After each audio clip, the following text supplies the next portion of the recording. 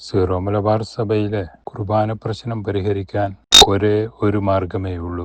അതായത് എറണാകുളത്തെ ബഹുമാനപ്പെട്ട വൈദികര് ഏകീകൃത വിശുദ്ധ കുർബാന അർപ്പിക്കാൻ തയ്യാറാകുക. അല്ലാതെ മറ്റൊരു മാർഗവും ഉണ്ട് എന്ന് കരുതുന്നില്ല. അടുത്ത സിനഡിന്റെ മുമ്പിൽ വലിയ ഒരു വെല്ലുവിളിയാണ് ഒളിച്ചിരിക്കുന്നത്. ഏകീകൃത വിശുദ്ധ കുർബാനയുടെ കാര്യത്തിൽ എറണാകുളത്ത് വിട്ടുവീഴ്ചയ്ക്ക് തയ്യാറായാൽ മറ്റു 34 രൂപതകളിലും അതിൻ്റെ പ്രത്യാഘാതം നേരിടേണ്ടി വരും എന്ന കാര്യത്തിൽ സംശയമൊന്നുമില്ല.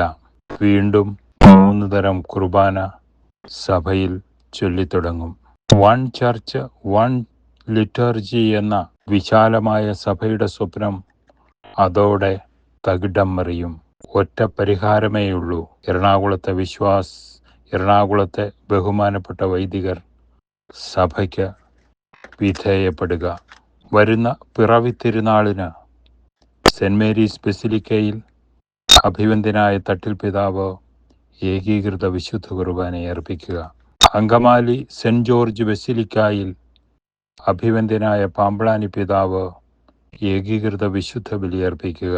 തുടർന്ന് എറണാകുളത്ത് പൂർണ്ണമായി ഏകീകൃത വിശുദ്ധ കുർബാന അർപ്പണം എല്ലാ വൈദികരും അർപ്പിച്ചുകൊണ്ട് ഈ വിഷയത്തിന് ശാശ്വതമായ പരിസമാപ്തി കുറിക്കുക.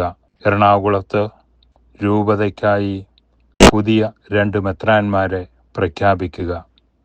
അങ്ങനെ എറണാകുളത്ത് സീറോ മലബാർ സഭയിലും ശാശ്വത സമാധാനമുണ്ടാകട്ടെ എന്ന് നമുക്ക് പ്രാർത്ഥിക്കാം.